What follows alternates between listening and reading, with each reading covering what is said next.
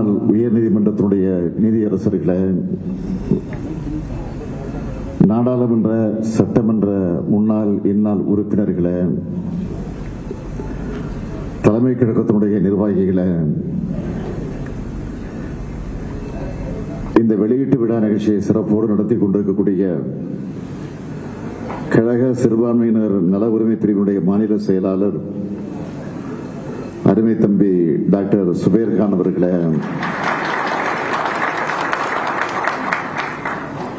திரு ரியாஸ் கான் உள்ளிட்ட அவருடைய குடும்பத்தை சார்ந்திருக்கக்கூடியவர்களே, பத்திரிகை மற்றும் ஊடகத்துறை சார்ந்த நண்பர்களே, பெரியோர்களே, தாய்மார்களே, என் உயிரோடு கலந்துள்ள தலைவர் கலைஞர் அவர்களின் உயிரினம் உயிரான அன்பு உடன்பிறப்புகளே, உங்கள் அனைவருக்கும் அன்பான வணக்கம். என் உயிரோடு கலந்துள்ள தலைவர் கலைஞர் அவர்களின் உயிரினம் உயிரான அன்பு உடன்பிறப்புகளே, உங்கள் அனைவருக்கும் அன்பான வணக்கம். தந்தைக்கு புகழ் சேர்க்கக்கூடிய தலைவனாக நம்முடைய அருமை அண்ணன் ரகுமான் கான் அவருடைய நூல் வெளியிட்ட விழாவை அவருடைய பெருமைகளை போற்றக்கூடிய பெருவிழாவாக ஏற்பாடு செஞ்சிருக்கக்கூடிய அருமை தம்பி டாக்டர் சுபேர் கான் அவர்களுக்கு முதல்ல என்னுடைய நெஞ்சார்ந்த வாழ்த்துக்களையும் பாராட்டுகளையும் நான் தெரிவித்துக் கொள்கிறேன்.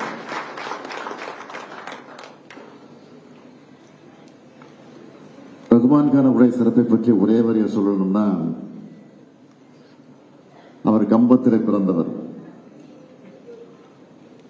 அந்த கம்பம் பகுதியில் இருக்கக்கூடிய தோழர்களை நான் பார்க்கிறேன். ராமநாதபுரத்தில் சட்டமன்ற உறுப்பினராக இருந்து பணியாற்றியவர். அந்த பகுதியிலிருந்து வந்திருக்கக்கூடிய உங்களையும் பார்க்கிறேன். அதேபோல சேப்பாக்கத்திலே சட்டமன்ற உறுப்பினராக இருந்தவர். எனவே அந்த தொகுதியிலிருந்து வந்திருக்கக்கூடிய உங்களையும் பார்க்கிறேன்.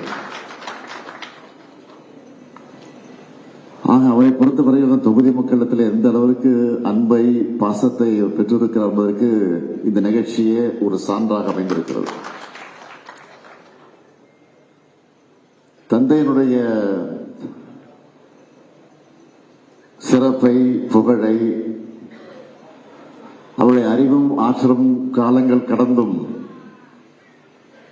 நிலைத்து நிற்கணும்னு அவரால் உருவாக்கப்பட்டிருக்கக்கூடிய 6 நூல்களை அன்போடு நம்முடைய சுபேர் கான் அவர்கள் கொண்டு வந்திருக்கிறார். அதை நான் மிகுந்த பாசத்தோடு, பெருமையோடு, பூரிப்போடு, மகிழ்ச்சியோடு, புலகாகிற உணர்வோடு நான் வெளியிடுகிறேன். ஏன்னா நம்முடைய ரகுமான் கானுடைய பேச்சுக்கும் எழுத்துக்கும் ரசிகன் நான். அவர் பேசக்கூடிய கூட்டங்களில் நான் விரும்பி பங்கேற்பது உண்டு. என்னை பொறுத்த வரைக்கும் அவர் ஒரு ஸ்டார் பேச்சாளர். சட்டமன்ற பேச்சை அவருடைய எடுத்துக்காட்டாக எவ்வளவு விஷயங்களை சொல்ல முடியும். அவருடைய பேச்சு சட்டமன்றத்தில் இடி முழக்கமாகவும் தமிழ்நாடு முழுக்க வெடி முழக்கமாகவும் எதிரொலிக்கும். 1943 தேனி மாவட்டத்தில் கம்பத்தில் பிறந்து மதுரை அமெரிக்கன் கல்லூரியிலும் சென்னை சட்டக்கல்லூரியில் படித்த அண்ணன் ரகுமான் கான் அவர்கள் கழகத்தோட கருப்பு சிவப்பு கொடிய உயர்த்தி பிடிச்சவர். இன்னும் சொல்லணும்னா முன்னாள் அமைச்சராக இருந்த காளிமுத்து, கவிஞர்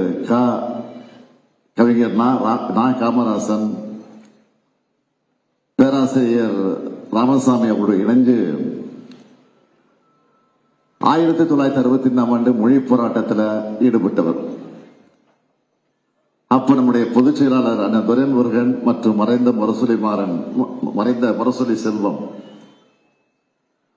ஆகியோருடைய நெருக்கமாக பழகி கழகத்தை தன்னை முழுமையாக இணைத்துக் கொண்டவர்.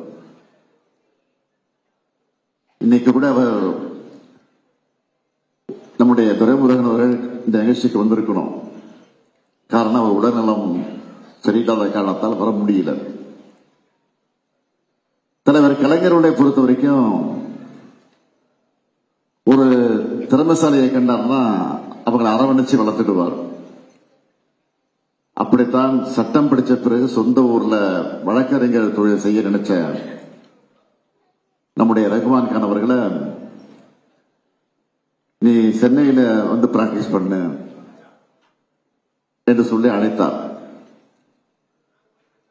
அந்த பணியை அவர் நிறைவேற்றினார். பிறகு மின்சார வாரியம், சென்னை மாநகராட்சி, பல்லவன் போக்குவரத்து ஆகியவற்றுக்கு அண்ணன் ரகுமான் கான் அவர்களை தான் வழக்கறிஞராக நியமித்தார். தனக்கு கிடைச்ச வாய்ப்புகளை எல்லாம் அவர் திறமையாக செயல்பட்டார். தலைவர் கலைஞருடைய அன்பை மட்டுமல்ல, மக்களுடைய நம்பிக்கையும் பெற்றார். 1977, 1980, 1984 ஆகிய தேர்தல்களில் சேப்பாக்கத்தில் இருந்தும், 1989 பூங்கா நகர்ல இருந்தும், 1996 ராமநாதபுரத்தில் இருந்தும் சட்டமன்றத்திற்கு தேர்ந்தெடுக்கப்பட்டு அந்த பணியை நிறைவேற்றினார். தலைவர் கலைஞருடைய அமைச்சரவையில் தொழிலாளர் நலத்துறை அமைச்சராக இருந்து பணியாற்றினார். 2 முறை சிறுசேமிப்பு துணைத் தலைவராக இருந்தார். கழகத்தினுடைய கொள்கையேற்பு செயலாளராக இந்த பணியாற்றி இருக்கிறார். தலைமை கழகத்தினுடைய செய்தி தொடர்பு செயலாளராக, உயர்நிலை செயற்திட்ட குழு உறுப்பினராக, இப்படி பல்வேறு உயரங்களை பார்த்தவர் அண்ணன் ரகுமான் கான் அவர்கள். இப்படி தன்னுடைய இறுதி மூச்சு வரைக்கும் கழக காவலராக இருந்தவர். இன்றைக்கும் நம்முடைய நெஞ்சங்களில் வாழ்ந்து கொண்டிருக்கிறார். அவர் மறைவதற்கு சில நாட்களுக்கு முன்னால உயர்நிலை செயற்திட்ட திட்டக்குழுவை ஆன்லைன்ல நம்ம நடத்தணும். அந்த கூட்டம் முடிஞ்சதும் என்கிட்ட வீடியோ காலில் பேசின அவர் என்னுடைய உடல்நலத்தை பற்றி அக்கறையோடு கேட்டு அதை கவனிச்சுக்க சொன்னார். பதிலுக்கு நானும் அவரோட உடல்நலை பற்றி விசாரிச்சேன்.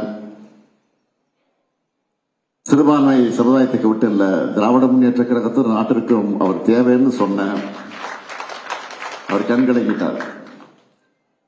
ஆனா சில நாட்கள்லயே நம்ம எல்லோரையும் கண்கலங்க வச்சுட்டு மறைந்து விட்டார். மக்கள் தலைவர் எம்ஜிஆர் அவர்கள் எத்தனையோ முறை அண்ணன் ரகுமான் கான் அவர்களை தன்னுடைய கட்சிக்கு வர சொல்லி அழைச்சார். ஆனா சின்ன சஞ்சலம் கூட இல்லாம கொள்கை உறுதியோடு கழகத்தில் இருந்தார் அண்ணன் ரகுமான் கான் அவர்கள். ஒரு முறை இல்ல, 2 முறை அவர் வீட்டில் வெடிகுண்டு வீசப்பட்டுச்சு. அதுக்கெல்லாம் பயப்படல. இன்னொரு முறை சிலர் வீட்டுக்கு கட்சியும் அறிவாளரும் எடுத்துக்கிட்டு வந்து மிரட்டினாங்க. தன் மீது கத்தி வீசினருடைய கையை பிடிச்சு முடக்கினார் அண்ணன் ரகுமான் கான் அவர்கள். உடனே அவர் தலைவர் கலைஞர் அவர் வீட்டுக்கே வந்துட்டார். இதுதான் திமுக, இதுதான் தலைவர் கலைஞர்.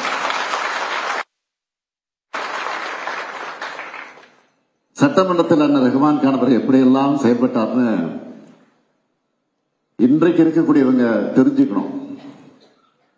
அப்ப நம்ம எதிர்கட்சி வரிசையில இருந்தோம். மக்கள் தலைவர் எம்ஜிஆர் அவர்கள் முதலமைச்சர். அப்ப சட்டமன்றத்திற்குள்ள நின்று கழகத்தை காப்பாத்தின எம்எல்ஏக்கள்ல முக்கியமான 3 பேர் சொல்லணும்னா துரைமுருகன் அவர்கள், சுப்பு அவர்கள், ரகுமான் கான் அவர்கள். இன்னைக்கு அந்த வரலாறு சொல்லும். இவங்க 3 பேரையும் இடி, மின்னல், மழை அப்படின்னு பதிவு செஞ்சிருக்கு. அவங்க 3 பேரை கேள்வி எழுப்புனா சட்டமன்றமே அதிரும். சட்டமன்றத்தில் அவங்களால பேச முடியாத மக்கள் மன்றத்தில் பேச சொல்லி அனுப்பி வச்சப்போ தமிழ்நாடு முழுக்க கட்டுக்கடங்காத கூட்டம் கூடிச்சு. அப்போ இன்னும் சொல்லணும்னா சில ஊர்களில் இவங்க கூட்டங்களுக்கு பேச போனப்போ அரங்கத்தில் ஏற்பாடு செஞ்சிருந்தாங்க. அப்போ மக்கள் காசு கொடுத்து டிக்கெட் வாங்கி இவங்க பேச்ச கேட்டாங்க. நினைச்சு பார்க்கிறேன், மாநாடுகள்ல பேச ரகுமான் கான் இருந்தாலே கூட்டம் ஆர்ப்பரிக்கும், கைத்தட்டல் விண்ணை முட்டும். அவருடைய நடை உடை கொஞ்சம் வித்தியாசமா இருக்கும். நீ பார்க்கலாம், நடையே கொஞ்சம் அப்படியே பிரிச்சு விட்டு நடப்பாரு. அந்த சுருள்முடியை பார்த்தீங்கன்னா எடுத்து சுருட்டி விடுவார் முன்னாடி, தலையை சீவிடுவார் 5 நிமிஷத்துல. ஆனா சுருட்டத்துக்கு 10 நிமிஷம் ஆகும். அதப்புறம் நானே பார்த்துருக்கிறேன். அதை பத்தி கலைஞர் ஒரு முறை சொன்னார், சட்டமன்றத்தில் உன் உடலாட தலையாட தலையில் உள்ள சுருள் முடியாட அக்காட்சி கண்டு ஆளும் அரசை ஆடியதுன்னு தலைவர் கலைஞர் அவர்கள் பாராட்டினார். அந்த அளவுக்கு அவருடைய பேச்சு, அவருடைய ஹேர் ஸ்டைல் எல்லாம் ஃபேமஸ். அப்போ அதிமுக ஒரு விஷயத்தில் இரட்டை நிலைப்பாடு எடுத்துச்சு. எப்பவுமே அதிமுகவுக்கு இரட்டை நிலைப்பாடு என்பது சாதாரணம் தான். இதை பத்தி சட்டமன்றத்தில் பேசின ரகுமான் கான் அவர்கள் என்ன சொன்னார்னா, சின்னமோ இரட்டை இல்லை, அதனால இரட்டை போக்குன்னு டவார்னு சொன்னார். இதற்கு யாராலையும் பதில் சொல்ல முடியல. பல விவாதங்களுடைய மைய பொருளா இருந்தவர் அண்ணன் ரகுமான் கான் அவர்கள். நேற்று நாடாளுமன்றத்தில் நாட்டை சர்வாதிகாரத்தை நோக்கி நகர்த்த புலனாய்வு அமைப்புகளை வச்சு தங்களுக்கு எதிரானவர்களை பதவி நீக்கம் செய்ய ஒரு கருப்பு சட்டத்தை கொண்டு வந்திருக்கிறார் மாண்புமிகு ஒன்றிய அமைச்சர், ஒன்றிய உள்துறை அமைச்சர் அவர்கள். இதுக்கு முன்னாடி குடியுரிமை திருத்த சட்டம், வகுப்பு திருத்த சட்டம் என சிறுபான்மை மக்களுக்கு எதிரான பல்வேறு சட்டங்கள் எல்லாம் கொண்டு வந்தாங்க. அப்போதெல்லாம் அந்த சட்டங்களை திராவிட முன்னேற்ற கழகத்தின் சார்பில் எப்படி கடுமையாக எதிர்த்தோமோ அதே மாதிரி இந்த கருப்பு சட்டத்தையும் எதிர்ப்போம்.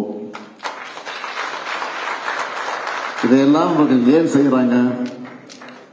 மக்கள் பிரச்சனைகளிலிருந்து திசை திருப்பு செய்யறாங்க.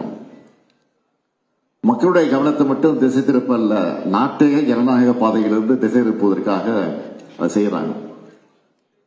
வரவேற்பு ஆற்றிய தம்பி உதயநிதி சொன்ன மாதிரி இடியா பேசுற ரகுமான் கான் தென்றலா கவிதைகளையும் எழுதியிருக்கிறார். இதையெல்லாம் அறிந்து கொள்ள இந்த 6 புத்தகங்களையும் நீங்க எல்லோரும் வாங்கி படிக்கணும். குறிப்பா அவருடைய சட்டமன்ற உரைகளை எல்லாரும் படிக்கணும். எப்படி பேசணும், எப்படி உரைகளை தயாரிக்கணும் என்பதற்கு அவருடைய உரைகள் எல்லாம் ஒரு பாட புத்தகமாக வந்திருக்கு.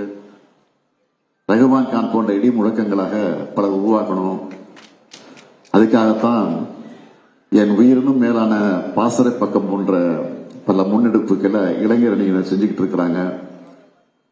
மற்ற அணியினரும் இன்னும் பல முன்னெடுப்புகளை எடுத்து கழக கொள்கை வீரர்களை உருவாக்கணும்.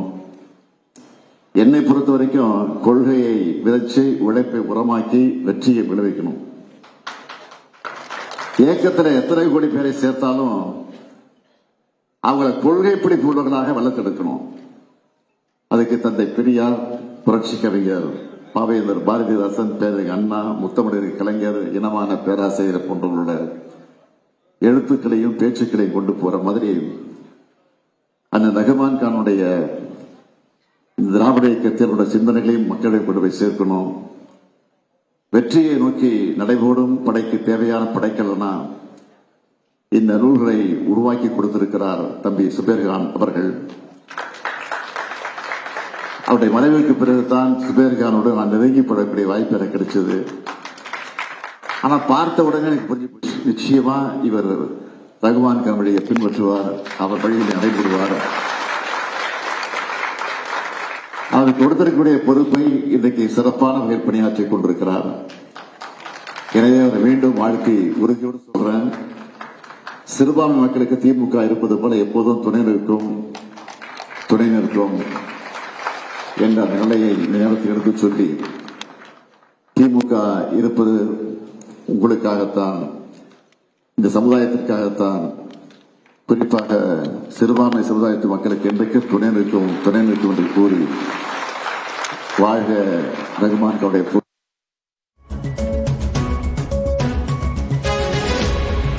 முன்னாள் அமைச்சர் ரகுமான் கான் எழுதிய புத்தகங்களை வெளியிட்ட பிறகு முதலமைச்சர் மு.க. ஸ்டாலின் உரையாற்றிய காட்சிகளை பார்த்தோம். மக்களவையில் மத்திய உள்துறை அமைச்சர் அமித்ஷா கொண்டு வந்த கருப்பு சட்டத்தை மக்கள் துணையோடு எதிர்ப்போம் என்றும் அவர் தெரிவித்திருக்கிறார்.